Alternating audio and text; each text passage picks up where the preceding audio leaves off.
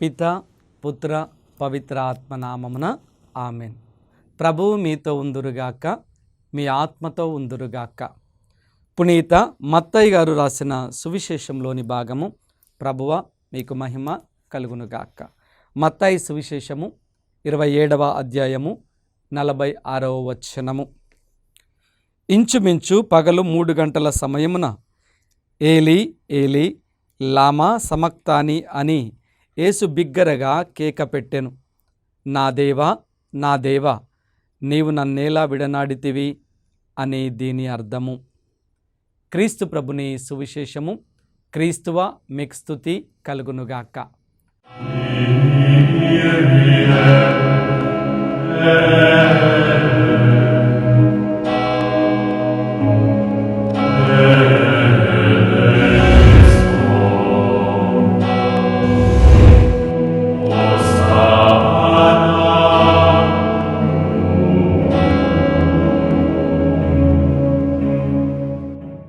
Praise the lord.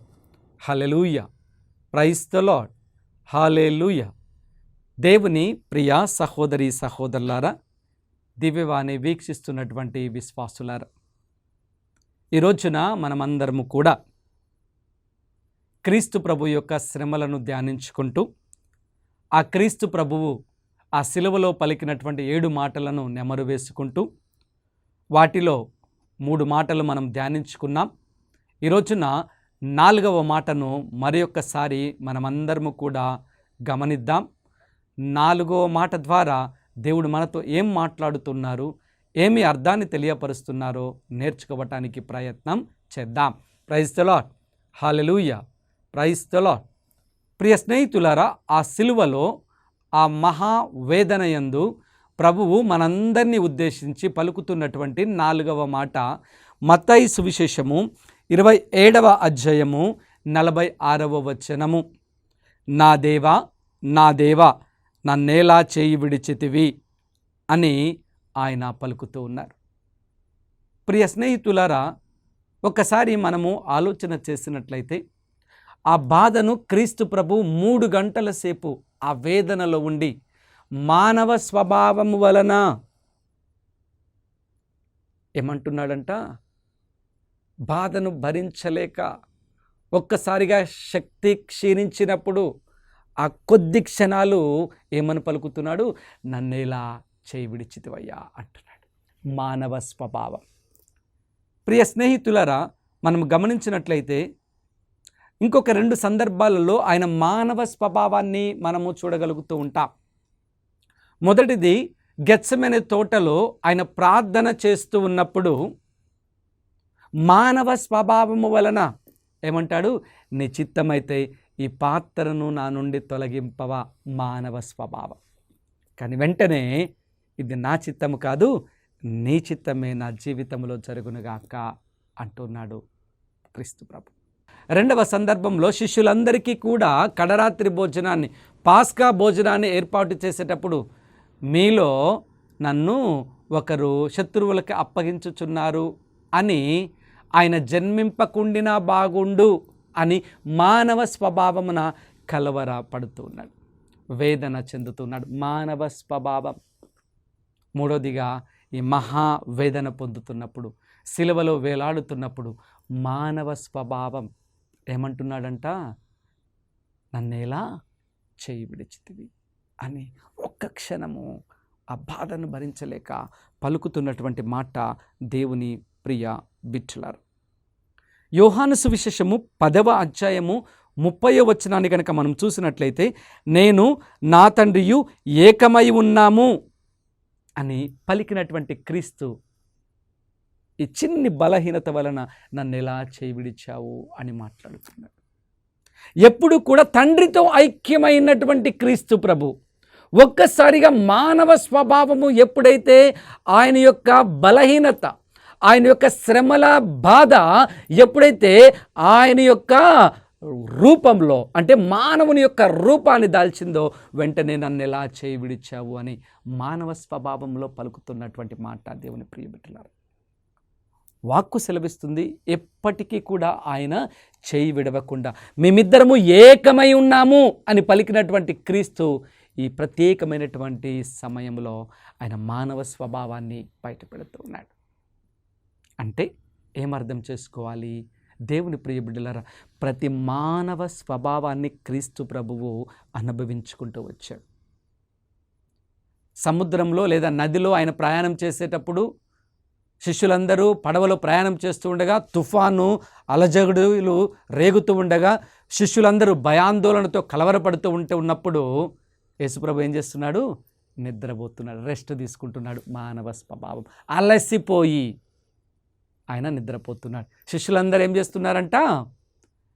మేమందరము భయంతో నువ్వు ప్రశాంతంగా నిద్రపోతున్నావా అని మాట్లాడుతున్నాం. లాజరు మరణించినప్పుడు ఎంతో ప్రేమించినటువంటి తన స్నేహితుడు మరణించినప్పుడు యేసుప్రభు ఏం చేశాడు? కన్నీరు కార్చాడు. మానవ స్వభావం, మానవుని యొక్క ఎమోషన్ ఏం చేశాడు? యేసుప్రభు వ్యక్తపరిచాడు. దేవుని ప్రియ బిడ్డలారా, గెత్సెమనీలో ఆయన ప్రార్థన చేస్తున్నప్పుడు మానవ స్వభావం, ఈ పాత్రను నా నుండి తొలగించవా? ఆయన కానీ నీ చిత్తమే. ఆ కొన్ని సెకండ్స్లో ఆ మానవ స్వభావాన్ని బయటపెడుతున్నాడు ప్రభు. మరి యొక్క సందర్భంలో ఏమంటున్నారు? ఆయన మరణించబోతున్నాడని గమనించి ఆయన హృదయంలో కలవరపడెను, బాధపడెను. మానవ స్వభావం. ఇప్పుడు సిలువలో వేలాడుతూ ఆ మానవ స్వభావం. దేవుని ప్రియ బిడ్డలారా, మనము కూడా ఆ మానవ స్వభావంలో ఉంటున్నటువంటి మనము వెంటనే ఆ దేవునితో ఐక్యం కావటానికి సమయం పడుతుంది. కానీ యేసునాథ స్వామికి నిమిషంలో ఆయన తండ్రి దేవునికి కనెక్ట్ అయి ఉంటూ ఉన్నాడు. ఆ మాట పలికిన వెంటనే ఏమంటున్నాడంట? నా ఆత్మను నీకు సమర్పిస్తున్నాననే మాట మనం చూస్తాం. తండ్రి చిత్తాన్ని నెరవేర్చడానికి మానవ స్వభావం నుండి ఆయన బయటికి వస్తూ ఉన్నాడు. అయ్యా, నేను దీన్ని భరిస్తాను, ఈ శరీరాన్ని నువ్వు నాకు ఇచ్చినది నీ బిడ్డలందరినీ కూడా నీ సన్నిధి వైపునకు త్రిప్పటానికే నేను అనుభవిస్తాను అని ధైర్యం తెచ్చుకుంటున్నాడు. ఈరోజున నీవు నేను ఎన్నో సందర్భాల్లో నన్ను విడిచిపెట్టావా ప్రభువా అని దేవునికి అనేక మంది దూరం అవుతున్నారు. నా కుటుంబానికి, నాకు, నా బిడ్డలకు ఇది చేయలేదు అని ఏం చేస్తున్నారు? దేవుని దగ్గరికి రావటం లేదు. మానవులుగా మనమేం అందరి మాదిరిగా ఆలోచన చేసి దేవునికి దూరం అవుతున్నాం. కొన్ని సందర్భంలో నాకు ఉద్యోగం రాలేదు, నేను మంచి చదువు చదివాను, నేను చదువుకున్న దానికి ఉద్యోగం రాలేదు అంటూ దేవుడు నాకు అది ఇవ్వలేదు కాబట్టి నేను దేవుని దగ్గరికి రాను, దేవాలయానికి రాను, పూజకు రాను, ప్రార్థనకు రాను అంటూ ఏమవుతున్నామంట? దేవునికి దూరం అవుతూ ఉన్నాం. నా కుటుంబంలో ఈ కొరత ఉంది, నేను ఎన్నో ప్రార్థనలు చేశాను, ఎన్నో ఉపవాసాలు చేశాను, ఎన్నో దాన ధర్మాలు చేశాను, అయినా దేవుడు నాకు కరుణను చూపట్లేదు, నన్ను కరుణించట్లేదు అని చెప్పివేసి దేవుని దగ్గరికి రాము, దివ్య బలి పూజల్లో పాలు పంచుకోవడం, నేను గుడికే రాను, నాకేం చేశాడు దేవుడు, అసలు దేవుడు అనేవాడు ఉన్నాడా అని మాట్లాడుతూ ఉంటాం. తప్పు దేవుంది కాదు, దేవుని ప్రియ బిడ్డలారా మనదే. ఎందుకంటే లోకపరంగా మనం ఆలోచన చేస్తూ ఉంటాం. మన తప్పుని మనము కప్పిపుచ్చుకొని దేవుడు ఏం చేశాడని దేవుడి మీద నింద వేస్తూ ఉంటాం. మనం ఎంతవరకు ప్రయత్నం చేస్తాం, ఎన్నిసార్లు ప్రయత్నం చేస్తాం, ఎంత ఓపికతో దాన్ని మనము ప్రయత్నం చేస్తాం, ఆలోచన చేయాలి. థామస్ ఆల్వా ఎడిసన్ బల్బు కనుక్కోవటానికి అనేక సార్లు ఫెయిల్ అయ్యాడు, ఎక్కడా కూడా నిరుత్సాహపడలే, చివరికి ఆయన బల్బు కనుక్కున్నాడు. ఈరోజు ఆయన గురించి గొప్పగా మాట్లాడుతూ ఉన్నాం. ఆయన విజయం సాధించడంలో ఒక్కసారి విజయాన్ని సాధించలేదు, అనేక సార్లు ఆయన ఫెయిల్ అవుతూ నాకెందుకు రాదు అంటూ ఆయన తన యొక్క విశ్వాసాన్ని ఆ యొక్క ప్రయోగంలో చూపించి విజయాన్ని సాధించాడు. ఏకేజే అబ్దుల్ కలాం 10వ తరగతి ఫెయిల్ అయినటువంటి వ్యక్తి, ఈయనకి చదువు రాదు అని త్రోసివేయబడినటువంటి వ్యక్తి, వీధుల్లో లైట్ కింద కూర్చొని చదివినటువంటి వ్యక్తి గొప్ప సైంటిస్ట్గా మారాడు. దేవుని ప్రియబిడ్డల ప్రయత్నం ఎప్పుడైతే మనము చేస్తూ ఉంటామో ఆ ప్రయత్నం చేసేటప్పుడు ఒక్కసారి ఆ దేవుణ్ణి స్మరణ చేసుకొని మనం ముందుకు పోయినట్లయితే 1, 2, 3, 4 ఫెయిల్ అవుతామేమో, 5వసారి ఆయన విజయాన్ని తప్పక అందిస్తాడు. అందుకే ఈరోజున నీవు నేను ఆలోచన చేయాలి. ప్రభువా, ఇప్పటి వరకు నేను నిన్ను విడనాడాను, నీవు లేవని భ్రమలో బ్రతికాను, నేను స్మరణ చేసుకుని నేను ముందుకు వెళ్తాను అని నేను పలుకుతున్నప్పుడు దేవుడు తప్పకుండా నీకు ఒక అవకాశం ఇస్తాడు. ఆ అవకాశాన్ని బట్టి నిన్ను దేవుడు ఆశీర్వదిస్తాడు. 5వ మాటను మనం చూసినట్లయితే దేవుని ప్రియ బిడ్డలారా, యోహాను సువిశేషము 19వ అధ్యాయము 28వ వచనము, నాకు దాహము అగుచున్నది. క్రీస్తు ప్రభువుకి ఎలాంటి దాహం అగుచున్నదంట? ఆత్మదాహం. అక్కడ ఉన్నటువంటి సైనికులు నాకు దాహం అవుతున్నదని పలుకుతూ ఉన్నప్పుడు ఆయన ఏం చేస్తున్నాడు? ఒక సైనికుడు వెళ్ళి ఒక కొనకు నీటిని తగిలించి అందిస్తూ ఉన్నాడు. దాన్ని స్వీకరించగానే ఆయనకి ఇష్టం లేదు స్వీకరించడానికి. ఎందుకంటే ఆయనకు అవేది ఆత్మదాహం. నా బిడ్డలు ఈ నా స్థితిని చూసి అయినా మారి నా వైపునకు వస్తారేమో, పరివర్తనలోనికి వస్తారేమో అని నాకు దాహం అవుచున్నది. మన అందరము కూడా మన ఆత్మను సంరక్షించుకోవడంలో ఆయన వైపునకు తిరిగితే ఆయన దాహం తీరిపోతుంది. దేవుని ప్రియ బిడ్డలారా, ఆయన దాహం ఆత్మదాహం, శారీరక దాహం కాదు, కానీ ఆత్మదాహం అని నేను అంటూ ఉంటాను.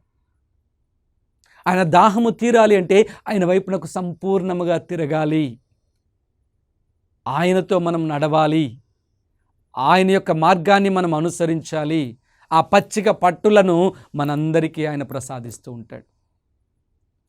ఏదో ఒక గుడ్ ఫ్రైడే రోజు, లేదో ఒక పవిత్ర ఆదివారమను, లేదా మంగళవారం శనివారం కాదు, కానీ ప్రతి నిమిషము ఆయన స్మరణ చేసుకుంటూ ముందుకు పోయినట్లయితే ఆయన ఏం చేస్తాడంట?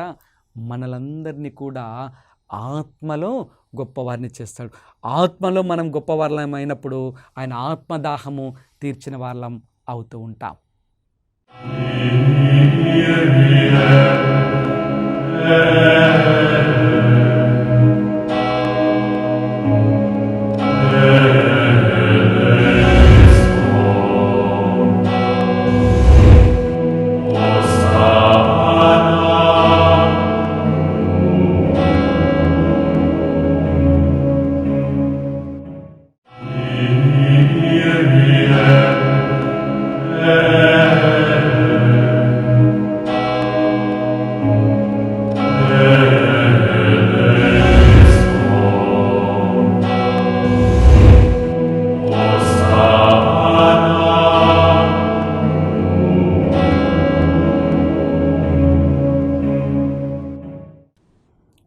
యోహాను సువిశేషం 4వ అధ్యాయాన్ని గనక మనం చదువుతున్నప్పుడు అర్థమవుతుంది. సమరియా స్త్రీ, ఆమె శారీరక దాహమును గురించి మాట్లాడుతూ ఉంటుంది, కానీ క్రీస్తు ప్రభు ఆత్మదాహమును గురించి ఆయన మాట్లాడుతూ ఉంటాడు. కాబట్టి మనము ఆత్మను క్రీస్తు ప్రభు వైపునకు త్రిప్పేటటువంటి బిడ్డలుగా మనమందరము మారాలి అని ఈనాటి వాక్కు మనకు నేర్పిస్తుంది. ప్రియా స్నేహితులారు, మనమందరము కూడా ఆ ఆత్మదాహము కలిగి ఉండే బిడ్డలముగా ఉండాలి. ఆ ఆత్మ ఎవరిని స్మరణ చేస్తూ ఉండాలంట? దేవుణ్ణి స్మరణ చేసేటటువంటి ఆత్మగా మన ఆత్మ మారాలి. దేవుని వాక్కు పఠించడంలో, దేవుని యొక్క దివ్య బలి పూజలో ఎలాంటి శోధనకు గురి కాకుండా ప్రభువు యొక్క శిలువ ధ్యానాలను స్మరణ చేసుకుంటూ ఆ జపమాలలో ఆ మరియ తల్లికి మన ప్రార్థనను, మన కుటుంబాన్ని సమర్పించుకొని ఎప్పటికప్పుడు మన ఆత్మను శుద్ధి గావించుకునేటప్పుడు ఆయన ఏం చేస్తారు? మనకు తోడుగా ఉంటాడు. అప్పుడు ఆయన ఆత్మదాహం తీరుతుంది, మన హృదయ వాంఛ ఆయన మీదకు వెళుతూ ఉంటుంది. కాబట్టి ఈరోజున క్రీస్తు ప్రభువుకి దాహమగుచున్నది. ఆ దాహము నీవు నేను తీర్చే బిడ్డలముగా ఉండాలి. ఎలా అంటే మన ఆత్మను ప్రభువుకి సమర్పించి, మన బలహీనతలన్నింటినీ తొలగించి, ప్రభువా ఈ రోజు నుంచి నీ యొక్క ఆత్మదాహాన్ని తీర్చేటటువంటి బిడ్డగా నేను ఉంటాను, నా ఆత్మను నీకు మాత్రమే సమర్పిస్తాను, నా ఆత్మ నీలో కలిసే వరకు కూడా నేను నిన్ను స్మరణ చేసుకుంటూ ఉంటాను అని ఎప్పుడైతే ఒక మంచి నిర్ణయం తీసుకుంటావో అప్పుడు దేవుడు తప్పకుండా తన ఆత్మదాహాన్ని తీర్చుకుంటాడు. దేవుని ప్రియ బిడ్డలారా, అలాంటి గొప్ప కృపను మనకు ప్రసాదించమని ఈరోజున ప్రార్థన చేద్దాం. 6వ మాట మనం గమనించినప్పుడు యోహాను సువిశేషము 19వ అధ్యాయము 30వ వచనము, సమాప్తమైనది. దేవుని ప్రియ బిడ్డలారా, సమాప్తమైనది అంటున్నాడు. ఏమి సమాప్తమైనది అంటే ఆయన ఈ లోకానికి ఎందుకు వచ్చాడు, ఎలా జీవించాడు, ఏ పరిచర్య చేశాడు, ఎలాంటి పరిస్థితుల్లో పరిచర్య చేశాడు, ఎంతమందిని ఆయన దేవుని వైపుకు నడిపించాడు అనే ప్రక్రియ సమాప్తమైనది. ఇక ఆయన పరిచర్య సమాప్తమైనది ఆయన ద్వారా. రెండవదిగా ఆయన జీవించిన జీవిత విధానం సమాప్తమైనది, ఆయన శ్రమ సమాప్తమైనది, ఆయన మరణం సమాప్తం కాబోచున్నది. ఈ రోజున మనము కూడా సమాప్తమైనది అని చెప్పాలి. దేనికి? మన పాప జీవితానికి, మన పాత జీవితానికి, మన పాత తలంపులకి, మన పాత క్రియలకు, మన పాత నడవడికకు మనము సమాప్తమైనది అని చెప్పి క్రీస్తుతో నడవటానికి నూతన జీవితాన్ని ఆరంభించాలి. ఏ ఇబ్బంది వచ్చినా ఆయన్ని మనము స్తుతిస్తున్నప్పుడు ఆయన ఏం చేస్తాడంట? ఆ పాత జీవితానికి సమాప్తి చెప్పమంటున్నాడు. లూకా సువిశేషము 15వ అధ్యాయంలో తప్పిపోయిన కుమారుడికి ఆ పాత జీవితము సమాప్తము, ఇక నేను ఆ తప్పు చేయను అని చెప్పి తండ్రి దగ్గరికి వచ్చి క్షమాపణ అడుగుతున్నాడు. లూకా సువిశేషం 19వ అధ్యాయంలో జక్కయ్య ధనవంతుడు దానవంతుడిగా మారుతున్నాడు. క్రీస్తుతో ఉంటే ఇంత ఆనందమా అని తెలుసుకున్నాడు. మళ్ళీ పాత జీవితానికి వెళ్ళలేదు, పాత జీవితానికి సమాప్తం చెప్పాడు. అపోస్తలుల కార్యం 9వ అధ్యాయంలో సౌలు అనే గొప్ప జీవితానికి ఆయన సమాప్తి చెప్పి పౌలుగా మారి చిన్నవాడిగా తగ్గించుకొని క్రీస్తుని గురించి ఆయన సాక్ష్యముగా నిలబడ్డాడు. పాత జీవితానికి సమాప్తి చెప్పి నూతన జీవితాన్ని ఆరంభించాలి. మరణానికి ఆయన సమాప్తం చెప్తూ ఉన్నాడు, బాధకు ఆయన సమాప్తం చెప్తున్నాడు. మృత్యుంజయుడై నూతన జీవితాన్ని, ఇదిగో నేను మరణాన్ని జయించబోతున్నాను అని సమాప్తి పలికి ఒక నూతన జీవితం, ఎవరు సాధించలేనటువంటి జీవితం, మరణాన్ని జయించి సైతానును అనుకదొక్కి ఇదిగో నేను మరణాన్ని జయించాను, మృత్యుంజయుడను అవుతూ ఉన్నాను అని సమాప్తి చెప్పి ఆయన ఏం చేస్తున్నాడంట? తల వంచుతున్నాడు. కాబట్టి ఈ రోజున నేను చెప్పిన వాటిల్లో నువ్వు దేనికి సమాప్తం చెప్పాలనుకుంటున్నావు? ఈ పరిశుద్ధమైనటువంటి రోజున నువ్వు ఆలోచన చేసి పాత జీవితానికి, పాత అలవాట్లకు సమాప్తి చెప్పి క్రీస్తు ప్రభు యొక్క ఉత్థాన జీవితంలో మనం ఉంటూ ఉన్నాం. ఆ ఉత్థాన వెలుగును మనము పొందుకొని ముందుకు నడిస్తే కనుక దేవుడు మనల్ని నూతన వెలుగుతో ఆశీర్వదిస్తాడు.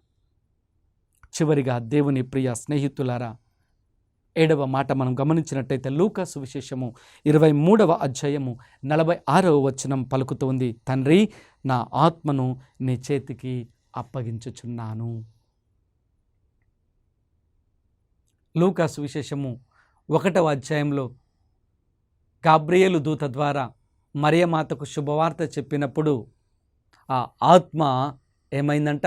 పిండముగా మారి మరియ తల్లి గర్భంలోనికి వచ్చి శరీర రూపం దాల్చి ఈ లోకంలో జీవించి, ఈ లోకంలో దేవాతి దేవుడు ఏదైతే చేయమన్నాడో అదంతటినీ ఈ లోకంలో చేసి అనేక మందికి పరలోక రాజ్యాన్ని పరిచయం చేసి సిలువలో వేలాడుతూ చివరిగా పలుకుతున్న, అయ్యా నువ్వు ఆనాడు ఇచ్చినటువంటి మాట ఈ రోజున నేను పరిపూర్తి చేస్తూ ఉన్నాను, ఇదిగో నా ఆత్మను తిరిగి నీవు గాయకొనుము అని ఆయన పలుకుతూ ఉన్నాడు.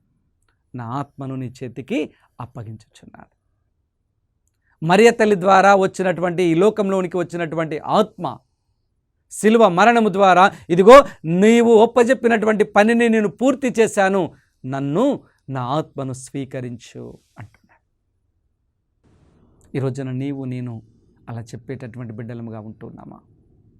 ప్రభువా, నా ఆత్మను నీ స్వీకరించి నా పాపము నుంచి నన్ను శుద్ధి గావించు అని పలుకుతున్నామా? మనం ఆత్మను కోల్పోతూ జీవిస్తున్నాం, ఆత్మ వంచన చేసుకుంటూ జీవించుచున్నాం. ఈ తపస్సు కాలంలో చాలా చోట్ల వాక్యానికి వెళ్ళినప్పుడు ఎక్కువగా నేను మాట్లాడినటువంటి మాట ఆత్మను రక్షించుకునే బిడ్డలముగా ఉండాలని. నిజం దేవుని ప్రియ బిడ్డలారా, మనం ఆత్మను కోల్పోకూడదు. ఎందుకంటే శరీరం ఒక రోజున భూమికి వెళ్ళిపోతుంది, ఆత్మ కలంతకాలం నిలబడుతుంది. ఆ కలంతకాలం ఎక్కడ నిలబడాలి అనేది మనం ఆలోచన చేసి జీవించాలి. ఈ ఆత్మ పరలోకంలో కలంతకాలం ఉండాలి అంటే క్రీస్తు ప్రభువుకి మనము విధేయులమై జీవించాలి. క్రీస్తు ప్రభు యొక్క విధులను నియమములను మనము పాటించే బిడ్డలముగా ఉండాలి. ఆ మరణం తర్వాత ఏమవుతుందో నాకేం అవసరం లేదు, ఉన్నప్పుడే ఆనందంగా ఉంటానన్నప్పుడు నీవు ఆత్మను కోల్పోతూ ఉంటావు. ధనవంతుడు నరకంలో అగ్నిలో కాలిపోతున్నప్పుడు తండ్రి అబ్రహామా లాజరు యొక్క బొటన వేలు నుంచి చుక్క నీళ్ళు ఇవ్వవా అని ఎంత బతిమిలాడినా ప్రయోజనము ఉండదు. కాబట్టి మనము ఆ ప్రభు యొక్క మార్గంలో ఉంటూ ఉన్నప్పుడు ప్రభువే మనము ఎలా జీవించాలి, ఎంత ఆనందంగా జీవించాలి, ఎంత సంతోషముగా జీవించాలి, ఎంత ఐశ్వర్యంలో జీవించాలి, ఎవరి సహాయాన్ని మనము పొందుకోవాలి, ఎవరి సహాయం అయితే మనం కష్టం నుంచి బయటికి వస్తాం అనేది అన్నీ కూడా ప్రభువు మన ముందు ఉంచుతాడు. ఎప్పుడు అంటే ప్రభువుతో మనం ప్రయాణం చేసినప్పుడు. అలా కాకుండా నీ అంతటా నువ్వుగా నాకు వాళ్ళు తెలుసు, వీళ్ళు తెలుసు, వీళ్ళ ద్వారా పని అయిపోతుంది, వాళ్ళ ద్వారా పని అయిపోతుందని మనము కనుక ఇష్టానుసారంగా జీవించినట్లయితే కనుక ఒక రోజున నువ్వు ఆత్మను కోల్పోయేవాడు అవుతావు. అటు శరీరం నాశనం అవుతుంది, ఆత్మ నాశనం అవుతుంది. నీవు ఈ లోకంలో జీవించినటువంటి జీవిత విధానానికి అర్థం, పరమార్థం ఉండదు. కాబట్టే దేవుని ప్రియ బిడ్డలారా, క్రీస్తు ప్రభు ఈ లోకానికి రావటానికి ఒక కారణం ఉంది. ఆ కారణం ప్రకారం తండ్రి దేవుని యొక్క మాట మీద, తండ్రి దేవునితో సహవాసం చేస్తూ, తండ్రి దేవుని విడిచిపెట్టకుండా ఎల్లప్పుడూ ఆయన తండ్రి దేవునితో ఏకమై, ఐక్యమై తండ్రి చెప్పినట్లుగా ఆయన చేశాడు. కాబట్టి ప్రభువా నా ఆత్మను నీకిస్తున్నాను అంటున్నాడు. సౌలు పౌలుగా మారిన తర్వాత ప్రతి ఒక్కరిలో ఆయన క్రీస్తును చూస్తూ, క్రీస్తు ప్రభు యొక్క నామాన్ని, క్రీస్తు ప్రభు యొక్క పునరుత్థానాన్ని, క్రీస్తు ప్రభు యొక్క పునరుత్థాన వెలుగును ఆయన ప్రకటించి ఎలా జీవించాలి, క్రైస్తవత్వం అంటే ఏమిటి, క్రీస్తుని అనుసరిస్తే ఏం దొరుకుతుంది, అన్ని విలువలను నేర్పించిన తర్వాత చివరిలో ఒక మాట అంటున్నాడు పౌలు, నేను నా పరుగు పందాన్ని ముగిస్తూ ఉన్నాను, నా విశ్వాసాన్ని నేను నిలబెట్టుకుంటున్నాను, జీవ కిరీటము కోసము, పందెము బహుమానము కోసము ఎదురు చూస్తున్నాను. ఆత్మను రక్షించుకున్నాడు. ఈరోజున నీవు నేను అలాంటి విశ్వాసాన్ని మూటగట్టుకొని ఆ జీవ కిరీటము కోసము, పందెపు బహుమానము కోసము ఈ ఆత్మను సంసిద్ధం చేయాలి. కాబట్టి ప్రియ నేస్తమా, ఈరోజున నీవు నేను ఆలకించినటువంటి ఈ మాటలు మన జీవితంలో ఒక పరివర్తనను మనకు తీసుకురావాలి. ప్రవర్తన, పరివర్తన ఈ రెండుటిని మనం అర్థం చేసుకుని ముందుకు వెళ్ళినట్లయితే కనుక ప్రభువు పలికినట్లుగా ఇదిగో నీవు నేను కూడా పలకొచ్చు, తండ్రి నా ఆత్మను చేకొనము అని. ఆలోచన చేద్దామా? ఈ 7 మాటలలోని పోయిన వారం ధ్యానించినటువంటి 3 మాటలు, ఈ రోజున ధ్యానించినటువంటి 4 మాటలు, ఈ 7 మాటల్లోని సారాంశాన్ని మనము జ్ఞాపకపరుచుకుంటూ ప్రియ బిడ్డలారా, 7 మాటల్లోని నిండైన అర్థాన్ని తెలుసుకొని నీవు నేను ఎక్కడ పడిపోయి ఉన్నాం, ఎక్కడ బలహీనురాలుగా ఉన్నాం, ఆత్మ పరిశీలన చేసుకుంటూ మనము ముందుకు వెళ్ళినట్లయితే కనుక తప్పకుండా మన ఆత్మను రక్షించుకునే బిడ్డలముగా ఉంటూ ఉంటాం. అందుకే ఆయన ఈ పవిత్రమైనటువంటి 7 మాటలను మనందరి కోసము పలికాడు. ఆయన పలికినటువంటి ప్రతి 7 మాటలు మనము ప్రతి సంవత్సరము జ్ఞాపకం చేసుకుంటూ ఉన్నాం. కానీ జ్ఞాపకం చేసుకుంటున్నటువంటి నీవు నేను ఎంతవరకు మార్పును కూడా మనము చూస్తూ ఉన్నాం మన జీవితంలో ఆలోచన చేయాలి. జ్ఞాపకం చేసుకోవడమే కాదు, మన జీవితాన్ని మార్చుకోవటము దేవుడికి ఇష్టం. కాబట్టి ఈ మాటలన్నిటినీ కూడా మన మదిలో ఉంచుకొని నెమరు వేసుకుంటూ ఆ పవిత్రమూర్తి కల్వరిలో పలికినటువంటి పవిత్రమైనటువంటి చివరి 7 మాటలను మన జీవితంలో ఎప్పుడూ కూడా నెమరు వేసుకుంటూ ముందుకు పోయినట్లయితే ఒక అర్థం, పరమార్థం దేవుడు మనకు అనుగ్రహిస్తాడు. ఆ అనుగ్రహించినటువంటి జీవితం ద్వారా ఈ ఆత్మను తిరిగి దేవునికి సమర్పించవచ్చు. తద్వారా ఆ ఆత్మ జీవ కిరీటాన్ని, పందెపు బహుమానము అంటే పరలోక రాజ్యంలో తండ్రి కుడి ప్రక్కన కూర్చునేటటువంటి భాగ్యము మనకు దొరుకుతూ ఉంటుంది.